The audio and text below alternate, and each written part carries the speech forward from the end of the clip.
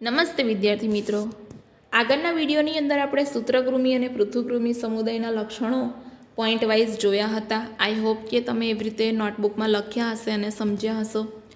હવે આપણે જોઈશું નવો સમુદાય જેનું નામ છે નુપુરક.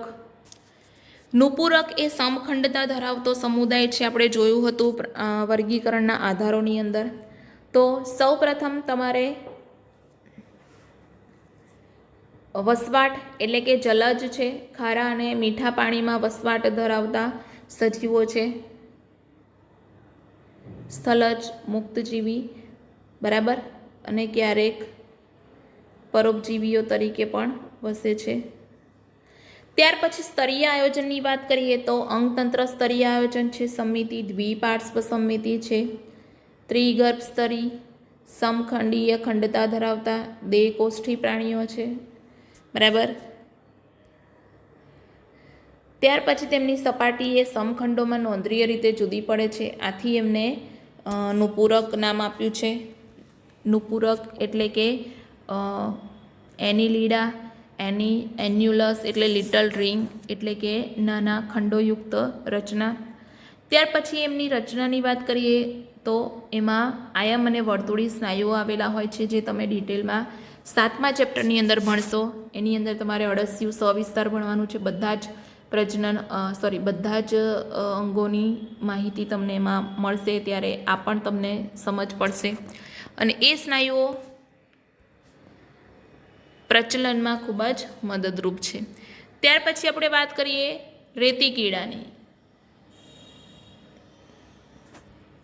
રેતી કીડા જેવા જલીય નુપુરકો એ અભિચરણ પાદ ધરાવે છે. અભિચરણ પાદ ધરાવતા પાર્શ્વીય ઉપાંગો ધરાવે છે, જે તરવામાં મદદરૂપ છે. ત્યાર પછી નુપુરક સમુદાયના પ્રાણીઓમાં રુધિરાભિસરણ તંત્ર આવેલું છે. તો બંધ પ્રકારનું રુધિરાભિસરણ તંત્ર ધરાવે છે તેઓ. ત્યાર પછી ઉત્સર્જન તંત્ર તરીકે ઉત્સર્ગિકાઓ, જે આશ્રુતિ નિયમનમાં અને ઉત્સર્જનમાં મદદરૂપ છે. ત્યાર પછી આવેલું છે ચેતાતંત્ર. આ પણ નુપુરક સમુદાયમાં જ આવેલું છે, જે એકજોડ ચેતાકંદોનું બનેલું છે અને પાર્શ્વીય ચેતાઓ દ્વારા બેવડા વક્ષ ચેતારજ્જુ સાથે જોડાયેલું છે. ત્યાર પછી રેતી કીડો એ જલજ સ્વરૂપે છે અને દ્વિગૃહી પ્રાણી છે, એટલે કે નર અને માદા રેતી કીડો જુદા જુદા પ્રાણીઓમાં જોવા મળે છે. પરંતુ અળસિયું અને જે જળો છે એ એકગૃહી પ્રાણી છે, એટલે કે ઉભયલિંગી પ્રાણી છે, એટલે કે નર અને માદા અળસિયું અને જળો એક જ પ્રાણીમાં જોવા મળે છે. તમને અહીંયા આકૃતિ આપેલી છે. રેતી કીડો અને જળો, આ જે છે એ જળો છે અને આ જે છે એ રેતી કીડો છે, બરાબર. અને પ્રજનન એ લિંગી પ્રકારનું પ્રજનન કરે છે. અને ત્યાર પછી આપેલા છે ઉદાહરણો: રેતી કીડો, અળસિયું, લોહીચૂસતી જળો એ નુપુરક સમુદાયના ઉદાહરણો છે. તો આપણે હવે એને શું કહેવાય, મુદ્દા વાઇઝ જોઈએ, મુદ્દા બનાવીએ અને એ મુદ્દા પ્રમાણે જ તમારે એને યાદ રાખવાનું છે.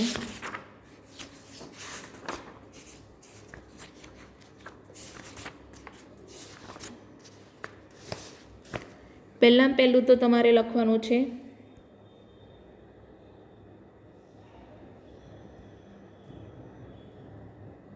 વસવાટ.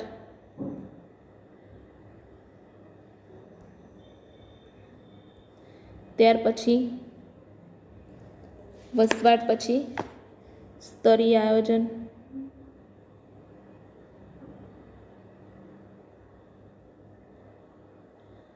ત્યાર પછી સમિતિ, દ્વિપાર્શ્વ સમિતિ, સ્તરીય આયોજન, અંગતંત્ર સ્તરીય આયોજન.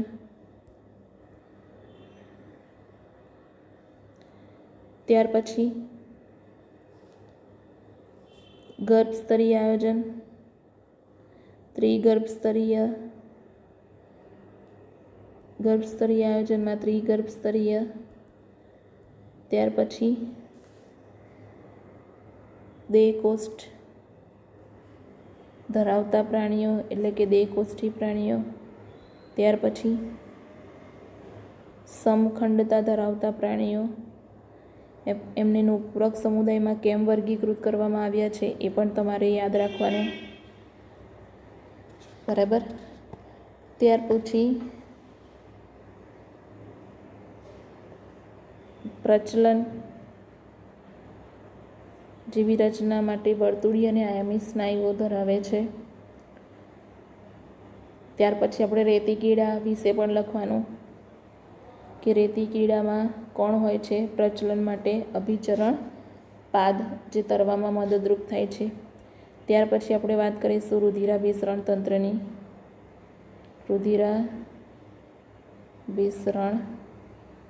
તંત્ર બંધ પ્રકારનું રુધિરાભિસરણ તંત્ર જોવા મળે છે. ત્યાર પછી ઉત્સર્જન તંત્ર, એમાં ઉત્સર્ગિકાઓ છે. ઉત્સર્જન તંત્ર, ઉત્સર્ગિકાઓ, વિટપીય ઉત્સર્ગિકા, કંઠનાલીય ઉત્સર્ગિકા તમે 7મા ચેપ્ટરમાં ભણશો. ત્યાર પછી ચેતાતંત્ર એક જોડ ચેતાકંદોનું બનેલું છે. પહેલી વખત ચેતાતંત્ર ધરાવતો સમુદાય એવું તમને પૂછે તો તમારે આ સમુદાય વિશે લખવાનું. ત્યાર પછી તમને આગળ પોઈન્ટ કયો બનાવશો? ચેતાતંત્ર પછી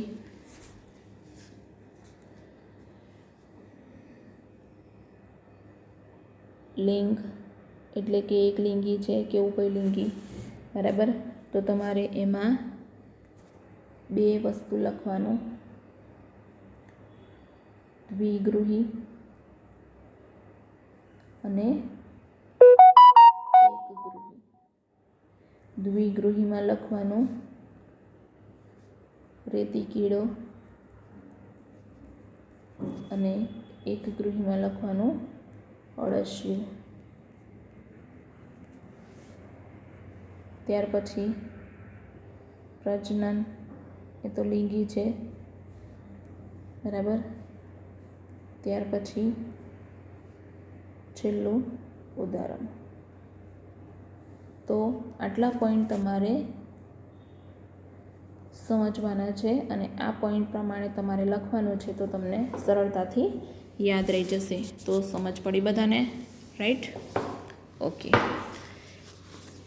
આના પછી આપણે બીજો સમુદાય જોઈશું. સમુદાયનું નામ છે સમુદાયોનો પ્રાણી સૃષ્ટિમાં રહેલો સૌથી મોટો સમુદાય, જેને સંધિપાદ સમુદાય કહેવામાં આવે છે, જેમાં કીટકોનો સમાવેશ થાય છે. આ વસ્તુ તમારે શરૂઆતમાં જ લખવાની. બધી જ જાતિઓ પૈકી 2/3 જેટલો ભાગ ધરાવતો સમુદાય છે. હવે આપણે પોઈન્ટ વાઇઝ યાદ રાખીએ તો સ્તરીય આયોજન, અંગતંત્ર સ્તરીય આયોજન, સમિતિ, દ્વિપાર્શ્વ સમિતિ, આની જેમ જ સમિતિ છે. ત્રિગર્ભ સ્તરીય એ પણનું પૂરક જેવું જ છે. ખંડયુક્ત એ પણનું પૂરક જેવું જ છે. દેહકોશ સ્તરીય એ પણનું પૂરક જેવું જ છે. ત્યાર પછી હવે અહીંયા બહિર્કંકાલની વાત કરી છે તો તમારે એક પોઈન્ટ એડ કરવાનો. જ્યારે પણનું પૂરક સમુદાય લખો ત્યારે શું? બહિર્કંકાલ. સંધિપાદમાં એડ કરવાનું છે. બરાબર. બહિર્કંકાલ. બહિર્કંકાલ જે છે એ કાઇટિનના બનેલા બહિર્કંકાલથી આવૃત છે. સંધિપાદ સમુદાયના પ્રાણીઓનું શરીર. કાઇટિન એ શું છે? એક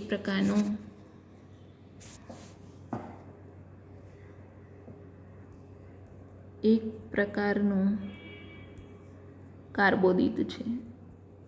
એના વિશે તમે 9મા ચેપ્ટરમાં ભણશો. ત્યાર પછી શરીર રચના એટલે કે શરીર રચના શીર્ષ, ઉરસ અને ઉદર ધરાવે છે અને તેઓ સાંધાવાળા ઉપાંગો ધરાવતા હોવાથી એમને સંધિપાદ સમુદાયમાં મૂકવામાં આવે છે. તો આ વિશિષ્ટતા યાદ રાખવાની છે. તમારે વિશિષ્ટતા એડ કરવાની છે આની અંદર. ત્યાર પછી શ્વસનાંગ તરીકે ઝાલર પોથીઓ અને ફેફસા પોથીઓ અને શ્વાસનલિકા તંત્ર આવેલું હોય છે. તો તમારે આની અંદર બીજો એક શું કહેવાય એડ કરવાનું છે.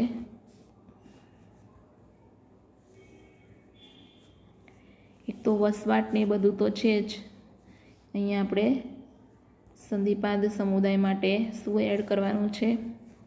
બહિર્કંકાલ. અહીંયાથી આપણે ઇરેઝ કરી દઈએ. બરાબર. અહીંયા આપણે સંધિપાદ સમુદાયનું લખીએ.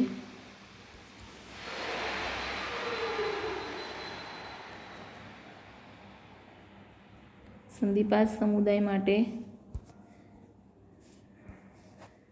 પહેલું તો વિશિષ્ટતા, સાંધાવાળા ઉપાંગો. બરાબર. ત્યાર પછી બહિર્કંકાલ, એ વધારાનો પોઈન્ટ છે. ત્યાર પછી પેલું તો અંગતંત્ર સ્તરીય, ગર્ભ સ્તરીય આયોજન એ બધું તો ખરું છે. શરીર રચના શીર્ષ, ઉરસ અને ઉદરમાં વિભાજિત. બરાબર. ત્યાર પછી સાંધાવાળા ઉપાંગો, ત્યાર પછી શ્વસન અંગ, ત્યાર પછી રુધિરાભિસરણ તંત્ર,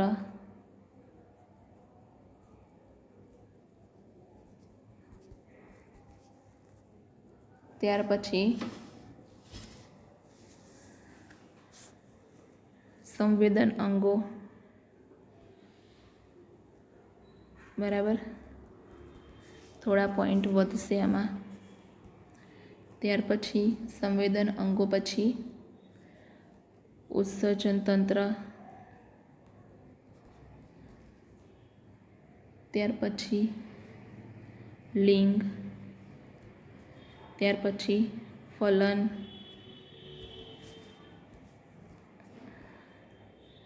ત્યાર પછી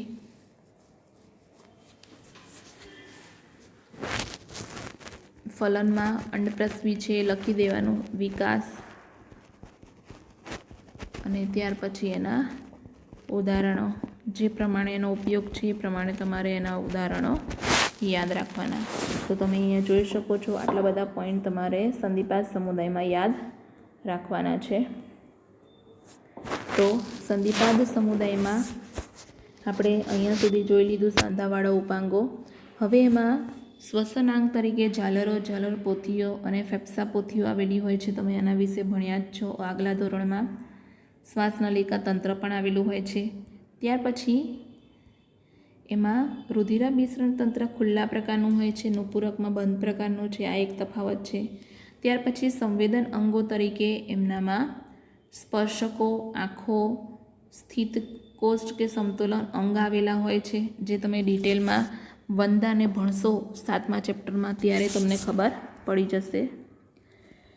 ઉત્સર્ગ અંગ તરીકે અથવા તો ઉત્સર્જન તંત્ર તરીકે માલવિકીય નલિકાઓ આવેલી હોય છે. બહુ બધી માલવિકીય નલિકાઓ આવેલી હોય છે જેના દ્વારા ઉત્સર્જન થાય છે. બરાબર. તમને હું બતાવું માલવિકીય નલિકાઓ. અહીંયા નથી આપેલું. માલવિકીય નલિકાઓ જે છે એ પાચન તંત્રના છેડાના ભાગે આવેલી હોય છે.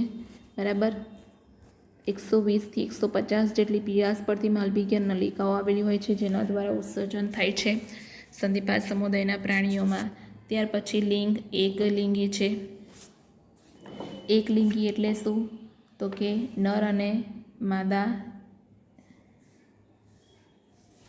અલગ અલગ પ્રાણીમાં જોવા મળે છે. બરાબર. એકલિંગી એટલે શું? નર અને માદા એક અલગ અલગ પ્રાણીમાં જોવા મળે. ત્યાર પછી ફલન, અંતઃફલન અને અંડપ્રસ્વી પ્રાણીઓ છે, એટલે કે ઈંડું મૂકે છે, ઈંડા દ્વારા બચ્ચાને જન્મ આપે છે. વિકાસ સીધો અથવા તો પરોક્ષ. હવે એના ઉદાહરણો જે છે એ ઉદાહરણો થોડા વિશિષ્ટ પ્રકારના છે. એમાં 3 ઉદાહરણો છે કે આર્થિક રીતે ઉપયોગી કીટકો, વાહકો, ત્યાર પછી ટોળામાં રહેતા પાક માટે હાનિકારક કીટકો અને જીવંતશ્મી.